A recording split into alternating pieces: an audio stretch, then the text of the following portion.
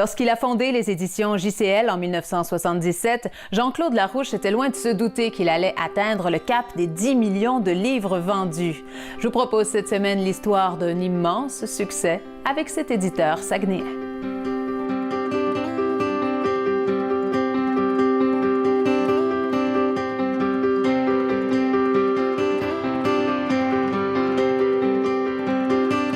Jean-Claude Larouche, bonjour.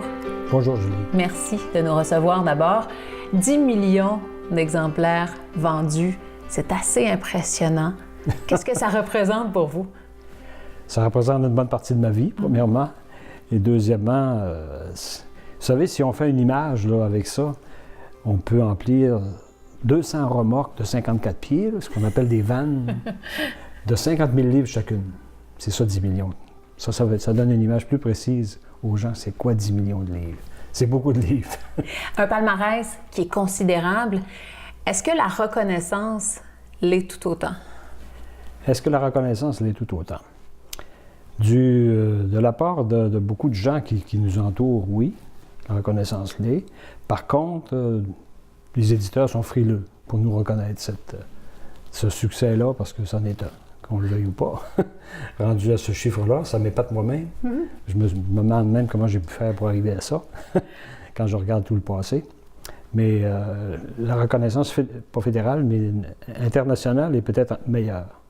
Parce que d'abord, quand je demande mes rendez-vous pour la France, on les a rapidement. Il n'y en a pas un qui s'obstine, qui remet ça au lendemain.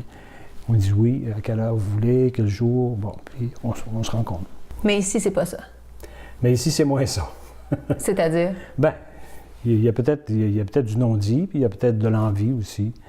Mais chose certaine, c'est que il y a du mépris, parce que je ne suis pas supposé réussir, vous savez. Je suis situé à Chicoutimi. Alors, depuis combien de temps qu'on me dit que je vais aller me casser la gueule, que je vais faire faillite, bon. Mais ils ne m'ont pas découragé encore.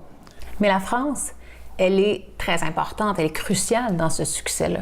Oui, bien sûr, parce que c'est autour de 68 de 48 des ventes sont en France, du 10 millions. Alors, oui. 4 800 000. Pourquoi?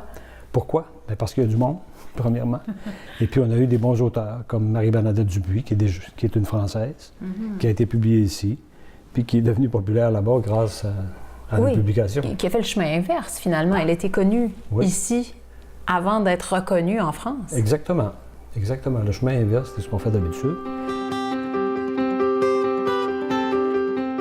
Qu'est-ce qui fait la marque des éditions JCL? Bien, je crois que c'est les témoignages, puis les romans populaires. Ça a été notre force. Même si on a 22 collections, on ne parle pas beaucoup de notre collection théâtre, de notre collection universitaire chez nous, mais on parle de la collection, par exemple, témoignages, la collection victimes. Alors, nos témoignages ont fait beaucoup de bruit. On a fait... La moitié de nos publications sont des romans. C'est la moitié, vraiment. C'est 250 romans que nous avons publiés. Mais il reste que le littéraire, s'il a pris sa place, c'est à cause des romans dits populaires ou populistes, comme vous voudrez. Mais qu'on soigne quand même du côté de l'écriture, parce que c'est pas du haut de gamme, c'est pas de la littérature hermétique, bien sûr, mais c'est une littérature que la population aime, parce que c'est la preuve est là, on en vend. Est-ce que c'est snobé, ce genre-là? Par des critiques, oui. Tellement que dès qu'ils voient arriver un de mes livres, Le Devoir, La Presse, on n'a jamais de place là-dedans. Bon, pourquoi, je ne sais pas. Il y a d'autres éditeurs de la région qui sont moins snobés, mais qui publient peut-être des livres plus haut de gamme. Bon. Le premier livre que vous avez publié, c'est le vôtre? Oui. Est-ce qu'on pourrait vous lire bientôt? Pour un nouveau livre? Je ne crois pas. Je ne crois pas. Il y en a beaucoup qui me demandent ma biographie, que je ferai peut-être un jour. J'ai jamais dit non, j'ai jamais dit oui, parce que je trouve que j'ai vécu 500 belles aventures avec ces livres-là. Et écrire ma vie, ce serait d'écrire ce que j'ai vécu avec chacun de ceux-là. Et ma vie y passerait. Parce que, vous savez, on a des raisons de cœur, on a des raisons de raison, des raisons logiques pour dire oui à un livre, mais si je creuse comme il faut dans ma propre vie, depuis mon enfance, je peux trouver pourquoi j'ai dit oui à tel livre, pourquoi j'ai dit oui à tel livre, selon ma personnalité, mon vécu. Alors si un jour, à ma retraite, je veux écrire, ça serait ça. Merci beaucoup. Ça m'a fait plaisir. Félicitations, encore Merci. une fois.